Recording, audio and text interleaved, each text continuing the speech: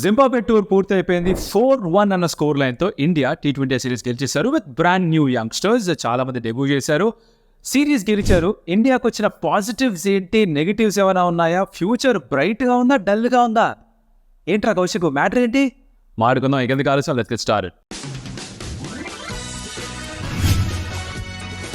Welcome to sum tales. నా పేరు Kaushik. Hit the subscribe button because cricket content, sports content మీ ముందుకు వస్తూనే ఉంటుంది. And let's dive into the topic right away. So India tour of Zimbabwe పూర్తి అయిపోయింది. యంగ్స్టర్స్తో వెళ్ళారు, ఎందుకంటే T20 వరల్డ్ కప్ అయిపోయిన వెంటనే సిరీస్ మొదలైంది కాబట్టి కాస్త తక్కువ పేరున్న వాళ్ళని, డెబ్యూ చేయని వాళ్ళని ఒక టీమ్గా తయారు చేసి పంపించారు. యంగ్స్టర్స్ మొత్తం అంతా వెళ్ళారు. ఆ వరల్డ్ కప్ స్క్వాడ్ నుంచి, విన్నింగ్ స్క్వాడ్ నుంచి ముగ్గురిని దీనిలోకి యాడ్ చేసి వాళ్ళు ఒక 2 T20s తర్వాత వచ్చి జాయిన్ అయ్యారు ఈ స్క్వాడ్ తోటి. సరే, ఫస్ట్ T20 ఓడిపోయారు. అందరికీ షాక్, జింబాబ్వేతో ఇండియా ఓడిపోయిందా వరల్డ్ ఛాంపియన్ అయిన తర్వాత అని హర్ట్ అయ్యారు కాస్త. దాని తర్వాత ఏమిట్రా అంటే మిగతా 4 వరుసగా గెలిచారు, కన్విన్సింగ్గా గెలిచేశారు. ఒక మ్యాచ్ కొంచెం దగ్గరగా వచ్చినట్టున్నారు జింబాబ్వే, బట్ మిగతా అంతా కూడా చాలా కాన్ఫిడెంట్గా గెలిచారు. లాస్ట్ వన్ అయితే అసలు పిచ్చి కొట్టి గెలిచారనమాట. అంటే అసలు ఇంకెవరికి బ్యాటింగ్ కూడా రాలేకుండా బ్యాటింగ్ మటాయిస్ మంగళగిరి చేశారు వాళ్ళు ఒక మ్యాచ్లో. So that's how it kind of panned out. All in all good series. Positives ఏంటి మాట్లాడుకుందాం, తర్వాత కాస్త నెగిటివ్స్, బ్రైటా డల్లా, దాని గురించి మాట్లాడుకుందాం. పాజిటివ్స్ గురించి మాట్లాడితే Shubman Gill as a captain did well. జీటీకి కెప్టెన్గా ఉన్నప్పుడు తన పర్ఫార్మెన్స్ అంత గొప్పగా లేదు. ఇక్కడ మొదటి మ్యాచ్ ఓడిపోయిన తర్వాత కాస్త క్యారెక్టర్ చూపించాల్సిన అవసరం ఉండింది. అఫ్కోర్స్ అందరూ కూడా కొంచెం రాగా, కాస్త రస్టీగా కనిపించారు. ఎక్కువ ప్రాక్టీస్ లేకుండా వెళ్ళారు అక్కడికి. ఆ మ్యాచ్ తర్వాత గాడిలో పడింది బండి. గిల్ కూడా బాగా పర్ఫార్మ్ చేశాడు విత్ ద బ్యాట్. లీడ్ కూడా బాగానే చేశాడు, బౌలింగ్ చేసామని గట్రా చేయడం కూడా బాగానే ఉండింది. So he was basically good, తను బాగానే చేశాడు. అలాగే మిగతా యంగ్స్టర్స్ గురించి మాట్లాడుకుంటే అభిషేక్ శర్మ డిడ్ వెల్, ఒక మ్యాచ్లో 100 కొట్టాడు. తర్వాత రుతురాజ్ గైక్వాడ్ వచ్చిన అవకాశాన్ని బాగా ఉపయోగపరుచుకున్నాడు. రింకు సింగ్ ఒక మ్యాచ్లో బాగా ఆడాడు. జైస్వాల్ ఈ scored 90 odd in one of the matches. Dube ఒక మ్యాచ్లో మ్యారథాన్ పర్ఫార్మెన్స్. అలాగే బౌలింగ్ డిపార్ట్మెంట్కి వస్తే వాషింగ్టన్ సుందర్ ఒక మ్యాచ్లో ప్లేయర్ ఆఫ్ ద మ్యాచ్, తర్వాత ప్లేయర్ ఆఫ్ ద సిరీస్ కూడా అనూహ్యంగా. Bishnoi did well the first couple of games. So Khaleel బాగానే బౌలింగ్ వేశాడు. ముఖేష్ కుమార్ ఒక మ్యాచ్లో చాలా బాగా బౌలింగ్ వేశాడు. సో ఇలా ఓవరాల్గా వచ్చిన అవకాశాలు ఎవరికైతే వచ్చే వాళ్ళు బాగానే ఆడారు. సో చూడడానికి అంతా బాగానే ఉంది. Everything looks hunky dory is the word of the day. దీనికి మీకు అర్థం తెలిస్తే కమెంట్లో చెప్పండి, తెలియకపోతే కమెంట్లో రండి ఏంది భయ్యా అని. ఒక 20 మంది దాకా ఏంది భయ్యా అర్థం కావట్లేదని చెప్తే నెక్స్ట్ వీడియోలో దాని గురించి మాట్లాడతా. All looks hunky dory from the outside. కాకపోతే డెవిల్ లైస్ ద డీటెయిల్స్ అంటారు కదా, అలాగా ఇంకొంచెం క్షుణ్ణంగా పరిశీలిస్తే, ఇంకాస్త భూతద్దం పెట్టి చూస్తే బహుశా ఫ్యూచర్ ఇంకొంచెం ఏమన్నా డల్గా ఉందా అని ఒక చిన్న ఆందోళన కలగచ్చు. బ్యాటింగ్లో ఎటువంటి ఇబ్బంది లేదు. India is always been blessed with great batters. అది మీరు అనాదిగా వస్తుంది చూసుకోవచ్చు మీరు. అంటే గవాస్కర్ గారి కాలం నుంచి కూడా ఎప్పుడూ కూడా బ్యాటర్స్ ఎక్కడ అని వెతుక్కోవాల్సిన అవసరం రాలేదు. తర్వాత యూ హ్యాడ్ వెన్సకర్ గారు వచ్చారు, then you had Anshuman Gaekwad గారు వచ్చారు, అజిత్ వాడేకర్ గారు ఆడారు కొన్ని సంవత్సరాలు, సంజయ్ మాన్సరేకర్ ఆడారు, తర్వాత సచిన్ టెండూల్కర్ వచ్చారు, తర్వాత యూ హ్యాడ్ ఇలా వరుసగా వస్తూనే వచ్చారు. సచిన్ అయిపోయిన తర్వాత యూ హ్యాడ్ అదే టైంలో you had Ganguly, you had Dravid, you had Laxman, you had Sehwag. So ఎప్పుడు కూడా వెతుక్కోవాల్సిన అవసరం లేదు. Of course next generation also followed. So ఇప్పుడు కూడా నెక్స్ట్ జనరేషన్ ఆఫ్ బ్యాటర్స్ రెడీగా ఉన్నారు. అంటే ఇప్పుడు T20 ఫార్మాట్లో రోహిత్, విరాట్, జడేజా వీళ్ళు ముగ్గురు వెళ్ళిపోయిన తర్వాత, more specifically Rohit and Virat in the batting department వెళ్ళిపోయిన తర్వాత పొజిషన్కి పెద్దగా ఫీల్ చేయాల్సిన అవసరం లేదు. అంటే ఎవరో ఒకళ్ళు వచ్చి ఆడేస్తారు, పెద్దగా మిస్ అవ్వకపోవచ్చు. అంటే వాళ్ళని రీప్లేస్ చేయలేదు ఎవరు కానీ. అంటే విరాట్కి, రోహిత్కి ఉన్న వాల్యూ వాళ్ళకి ఉంటుంది, కానీ వాళ్ళు బహుశా మిస్ చేయవేమో. ఎందుకంటే తర్వాత ఉన్న బ్యాకప్ ఎవరైతే ఉన్నారో ఇప్పుడు వీళ్ళందరూ కూడా, వీళ్ళకి అవకాశాలు వస్తే they do phenomenally well. Jaiswal కావచ్చు, గిల్ కావచ్చు, గైక్వాడ్ కావచ్చు, all for that matter Abhishek Sharma కావచ్చు. విచిత్రంగా ఇన్ ద సిరీస్లో అయితే కొన్ని మ్యాచ్లో 4 ఓపెనర్స్ ఆడారు టాప్ 4లో. సంజు శాంసన్ లాంటి వాళ్ళకి లాస్ట్ మ్యాచ్ తప్ప ఇంకెక్కడ బ్యాటింగ్ చేసే అవకాశం లేదు. రింకు సింగ్ ఒక మ్యాచ్ తప్ప ఇంకెక్కడ బ్యాటింగ్ చేసే అవకాశం లేదు. శివం దుబే కూడా ఒక మ్యాచ్లో చిన్న క్యామియో ఆడగలిగాడు. So you can see that Riyan పరాగ్కి ఛాన్స్ దొరకలేదు ఆ ఫస్ట్ మ్యాచెస్ తర్వాత. సో బేసిక్గా one prime minister is enough batting left. Dhruv Jurel కూడా ఉన్నాడు, సంబడి లైక్ సర్ఫరాజ్ కూడా ఉన్నాడు waiting in the wing. So batting is always sorted, right? ఈ పర్టికులర్ టూర్లో maybe somebody like Parag, Rinku Singh, Samson వీళ్ళకి కావాల్సిన అవకాశాలు రాలేదేమో అనిపించింది నాకు. అలాగే Ruturaj Gaikwad out of place ఆడాల్సి వచ్చింది. అభిషేక్ శర్మ 100 కొట్టిన తర్వాత కూడా కింద ఆడాల్సి వచ్చింది. ఇవన్నీ జరిగాయి because they had to fit in lot of players. They basically looking అనమాట డియర్ ఫ్యూచర్లో పరిస్థితి ఏంటి, ఎవరిని దగ్గర ఆడిద్దాం, బ్యాటింగ్ డెప్త్ ఎలా ఉంది చూసుకుంటూ పోయారు. బ్యాటింగ్ బాగానే ఉంది, కానీ ఇంకొంచెం చెప్పారే కాస్త భూతత్వం చూడాలని నాకు ఇబ్బంది ఎక్కడ కనిపిస్తుంది అంటే బౌలింగ్లోనే ఇబ్బంది కనిపిస్తుంది. I'll tell you why. Not just T20s, ODIs and test మ్యాచెస్ని కూడా దృష్టిలో పెట్టుకుంటే మీరు ఒక 2017, 18 2020 నుంచి ఇండియాకి డెబ్యూ చేసిన బౌలర్స్ లిస్ట్ కనుక తీయగలిగితే, నేను కాస్త రీసెర్చ్ చేసి తీసుకొచ్చాను, ఉన్నవాళ్ళ బౌలర్స్ మాడదాం ముందర. Will get to the list of the bowlers who debuted and all of that. ఎందుకు ప్రాబ్లం ఉందో చెప్తాను. Very important topic. You might kind of resonate with this. మీకు కూడా ఇది అరే కదా మనం ఆలోచించలేదే అన్న థాట్ రావచ్చు. So stay with me till the end. Very important. ఇప్పుడు ఉన్న వాళ్ళలో ఫాస్ట్ బౌలర్స్ చూసుకుంటే ఫస్ట్లో Bumrah, Shami, Siraj. Bumrah and Siraj 30 years old. Shami is 33, coming back from injury. ఎంతకాలం ఆడతాడో తెలియదు. Paras Mhambrey the out going bowling coach, అంటే మళ్ళీ తన అవతల తెలియదు కాబట్టి out going అనేస్తున్నాను.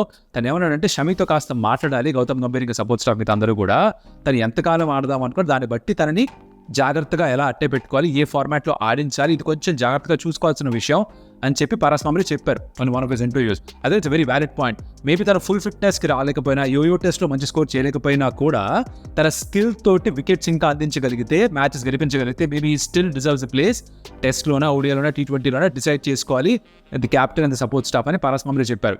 Next world cup 2027 అప్పటికల్లా షమి ఆడతాడా? I really don't know. Injuries ఇంకెన్నో వస్తే తెలియదు. Bumrah, Siraj might finish off their careers, it is ODI careers, white ball careers 2027లో when Gautam Gambhir contract also ప్రస్తుతానికి ఇచ్చిన కాంట్రాక్ట్ అక్కడే ఎండ్ అయిపోతుంది 2027 డిసెంబర్లో. సో అప్పటికి ఈ ఫాస్ట్ బౌలింగ్ త్రయం ఏదైతే ఉందో వీళ్ళు బయటికి వెళ్ళిపోయే అవకాశాలు ఎక్కువగా ఉన్నాయి. అది టెస్ట్ మ్యాచెస్లో కావచ్చు, ODIsలో కూడా కావచ్చు, ఆర్ T20sలో కూడా కావచ్చు. తర్వాత జనరేషన్లో ఎవరున్నారని చూస్తే కనుక ఒక హర్షదీప్ ఉన్నాడు ఇప్పుడు ప్రస్తుతానికి, కొంతకాలంగా ఆడుతున్నాడు కాబట్టి తను సరే ఒక లాంగ్ సుదీర్ఘ కెరీర్ ఉండే అవకాశం ఉంది. 20 సంవత్సరాలు మాత్రమే తనకి. ముఖేష్ ఎవరైతే ఈ మధ్యకాలం డెబ్యూ చేశాడో తనకు కూడా 30 సంవత్సరాలు. 3-4 ఏళ్ళ కంటే ఎక్కువ ఫాస్ట్ బౌలర్ ఆడడం అంటే 34-30 సంవత్సరాల తర్వాత ఒక ఫాస్ట్ బౌలర్ ఆడడం ఒక జిమ్మీ ఆండర్సన్ తప్ప పెద్దగా చూడం మనం. సో అక్కడే ప్రాబ్లం స్టార్ట్ అవుతుంది. తర్వాత డెబ్యూ చేసిన బౌలర్స్ ఎవరన్నా చూస్తే లిస్ట్లో కనుక లుక్ ఎట్ దీస్, ఈ పేర్లు ఏవైతే చదువుతారో ఒకసారి ఆలోచించండి. క్వాలిటీ ఎంత ఉందో ఒకసారి మీరు ఆలోచించండి. ఆకాష్ దీప్, ప్రసిద్ కృష్ణ, నవ్దీప్ సేని, ఉమ్రాన్ మలిక్, టీ నటరాజన్, ఆవేష్ ఖాన్, కుల్దీప్ సేన్. వీళ్ళు గత 3-4 సంవత్సరాల్లో డెబ్యూ చేసిన medium pacer / fast bowlers. Chetan Sakariya కూడా ఉన్నాడు దాంట్లో. మీకు బుమ్రా, సిరాజ్, షమి అంత క్వాలిటీ కనిపిస్తోందా ఇక్కడ? Test matches, ODIs, T20s, fast bowling department. ఇప్పుడు బుమ్రా కూడా 2016-17 నుంచి ఆడుతున్నాడు. సిరాజ్ 2020 నుంచి డెబ్యూ చేసి ఒక 4 సంవత్సరాల నుంచి ఆడుతున్నాడు. షమి ఇంకా ముందు నుంచి ఆడుతున్నాడు, 2014 నుంచి ఆడుతున్నాడు. సో వీళ్ళు they come to the peak of they careers. ఒక ట్రాన్సిషన్ ఫేజ్ ప్రారంభం కాబోతుంది టీంలో in terms of the bowling department. ఆ హ్యాండ్ ఆఫ్ ఎలా జరుగుతుంది అనేది చాలా చాలా క్రూషియల్గా ఉండబోతోంది. ఇండియా ఎలా డామినేట్ చేస్తుంది. 2025 వరల్డ్ టెస్ట్ ఛాంపియన్షిప్ ప్రాబ్లీ ఇబ్బంది లేదు. 2027 ODI వరల్డ్ కప్లో కూడా మేము ఇబ్బంది లేదు. బట్ దాని తర్వాత ప్లాన్ చేయాలిగా, ఫ్యూచర్కి ప్లాన్ చేయాలి. సో నేను చెప్పిన పేర్లు దీనిలో ఎవరు మిమ్మల్ని ఎక్కువ ఇంప్రెస్ చేశారు? Let me know. వీళ్ళు కాకుండా IPLలో కనిపించే వాళ్ళు కానీ, డొమెస్టిక్లో ఉండే వాళ్ళు కానీ ఇంకెవరు కనిపిస్తున్నారు? Totally no, right? సో ఇదొక కాజ్ ఆఫ్ కన్సర్న్గా మారుతుంది. ఫిట్గా ఉండి రెగ్యులర్గా ఆడే బౌలర్స్ కావాలి. వీళ్ళలోంచి ఎవరు కూడా ఈ స్థాయిలో బుమ్రా, సిరాజ్, షమి స్థాయిలో పర్ఫామ్ చేసిన ప్రస్తుతానికి లేరు. రాబోయే కాలంలో వస్తారు. బికాజ్ NCAలో కూడా ఒక ఫాస్ట్ బౌలర్స్ స్పెషల్ క్యాంప్ నడుస్తుండేదని చెప్పి మీరు చదివి ఉంటారు, ఇన్ఫర్మేషన్ న్యూస్ కూడా చూసే ఉంటారు. దాంట్లో ఎవరైనా ఐడెంటిఫై చేశారా? పొటెన్షియల్లీ రీప్లేసెస్ ఉన్నారా? టీంతో పాటు ట్రావెల్ చేసే వాళ్ళు ఎవరు? ఇవన్నీ కూడా చూడాలన్నమాట. అలాగే స్పిన్నర్స్ విభాగంలో కూడా అశ్విన్, జడేజా ఎప్పటి నుంచి ఆడుతున్నారు? 2011-12 నుంచి ఆడుతున్నారు వీళ్ళు. అశ్విన్కి 37 సంవత్సరాలు, జడేజాకి 35 సంవత్సరాలు. అశ్విన్కి బహుశా ODI ఫార్మాట్ T20s అలాగా కనిపించకపోవచ్చు. జడేజా T20s వదిలేశాడు. ODIs ఆడచ్చేమో. 2027 ODI వరల్డ్ కప్కి జడేజా ఫిట్గా ఉన్న అశ్విన్ని బహుశా కన్సిడర్ చేయకపోవచ్చు. ఇంకొక 3-4 సంవత్సరాలు ఉందంటే 40 సంవత్సరాలు వచ్చేస్తాయి అశ్విన్కి. I don't really see him going on till then. తర్వాత ఉన్న బౌలర్స్ ఎవరు? వీళ్ళ తర్వాత ఎవరు? Axar Patel.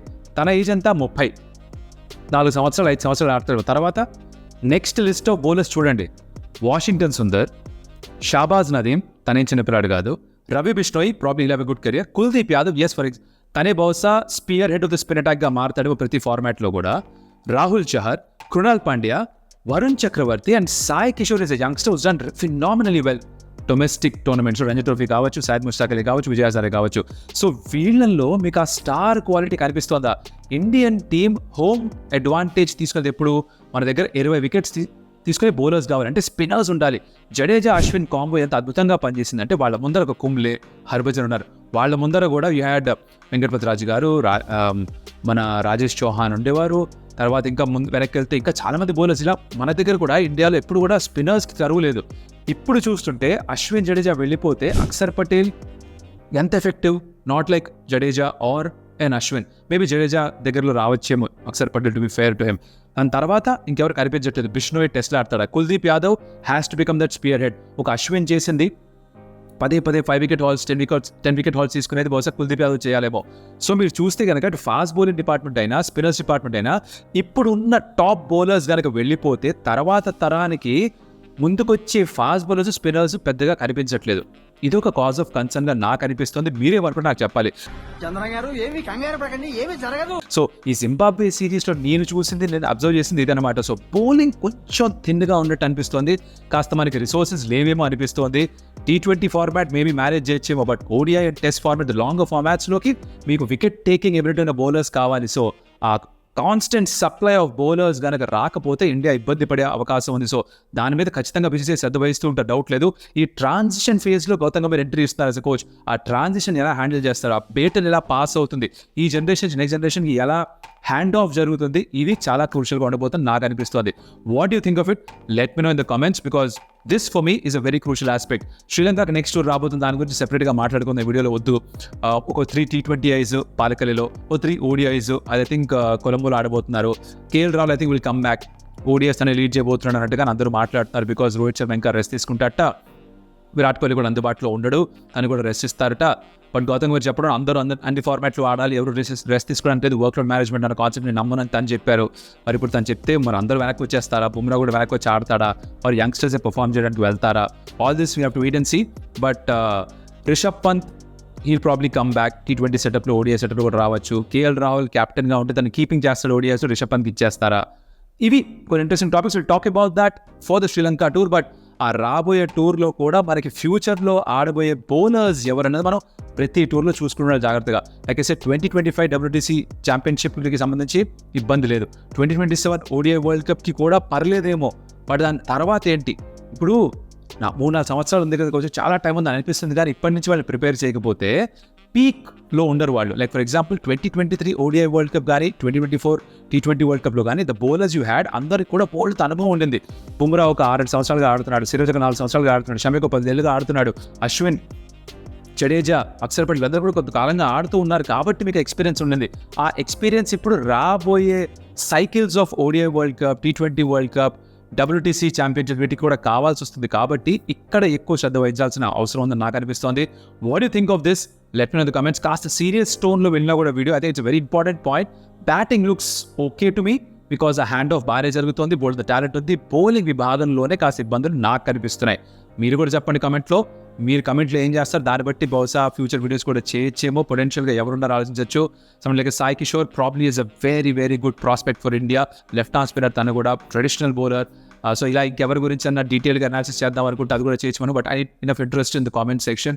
So subscribe to this video, like and share this video. And మరొక వీడియోతో మళ్ళీ కలుస్తా. అప్పటిదాకా మరి సెలవు. Adios Amigos.